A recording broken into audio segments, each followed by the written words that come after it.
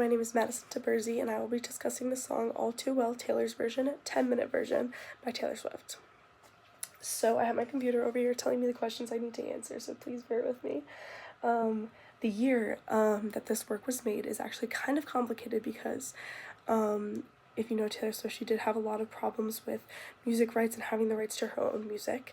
So when her fourth album, Red, came out in 2012, the song All Too Well, non-10-minute, it was just like I think it's like 5 minutes, was on that album. And then when she re-released Red, Taylor's version, in 2021, there were some tracks added, and All Too Well 10-minute version was in that group of tracks that was added, and it does share some lyrics with the first All Too Well, but it's obviously a 10-minute song, so there's lots of lyrics added, and so she's kind of written it over the course of 10 years, and I just think that is so cool that she's been working on it for that long, and she has come out and said that this is probably the song that she's most proud of because it's just such an emotionally raw piece of music.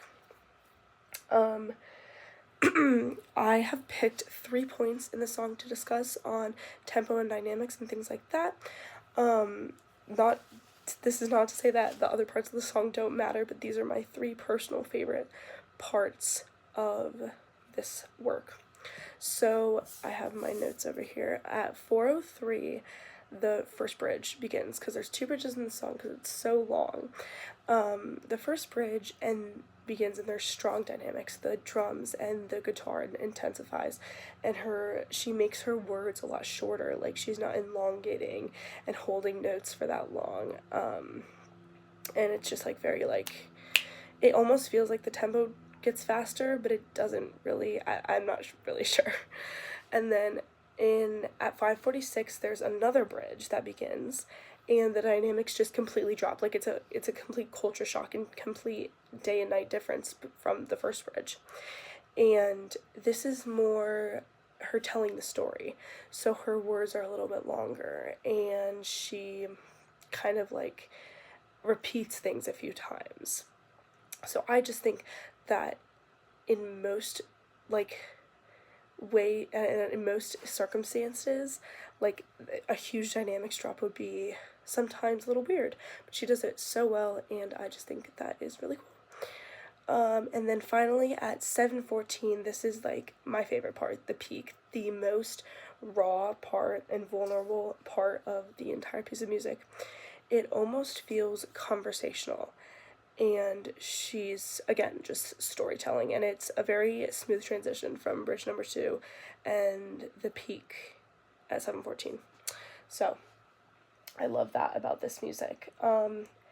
Things I enjoyed about this piece. Now, this has been my favorite song since Taylor's version of Red came out. It is just such an emotionally raw and driven piece of music, and I love it. And I don't really know how many times I've said I love this song throughout this video, but I chose it because it's my favorite song. I do have 2 lyrics in that kind of peak part that I chose that I want to share. The first one is found at 7:33, where she says, "I'll get older, but your lovers stay my age." And I love this because this is a song about Taylor Swift and Jake Gyllenhaal's relationship, and Jake Gyllenhaal does have kind of a reputation of going for younger girls and then telling them that he dates them for a while, and then he says that they're too young, and if they were closer in age it would have been fine. Actually, she does say that in, I think, bridge, she says if we'd been closer in age it would have been fine at in the first bridge, but that's besides the point. I just think it's kind of like, it has a lot of emotion behind that lyric. It's kind of just like a kick. It's just amazing. And then at 7:59, when the peak kind of ends, she says, "I still remember the first fall of snow and how it glistened as it fell." And I don't know what is in this lyric, but it scratches my brain, and it is just such an amazing song. And I know exactly what she's saying here. It's a song about remembering things all very well, and we all have vivid memories, and I know I would remember how snow glistens when it fell, and I just think that's the perfect comparison to give.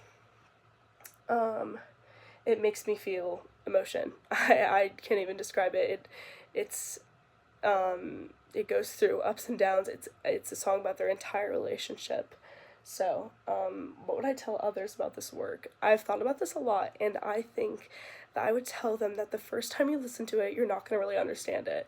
And you just kind of, like, have to listen to it, like, hear the beat, like, see if you like the, like, acoustics. And then the second time you listen to it, you listen for the lyrics, and you listen to what she's saying, and then you realize that this song has some crack in it, or something like that.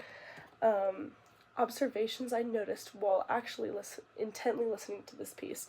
Actually, what's kind of crazy is I actually didn't realize that it was an entire storyline of Taylor Swift and Jake Gyllenhaal's relationship.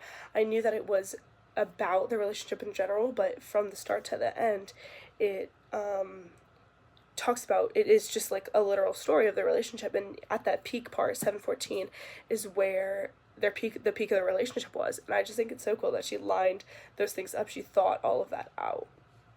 And another observation, I did end up looking up the beats per minute of this song, which ranges from 100 to 103.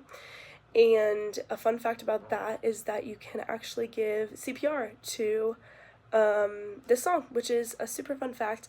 I did know that you could give CPR in a range from 100 beats per minute to 109, and this is 103, so it falls right in the middle of that scale. Yeah, thank you so much for watching.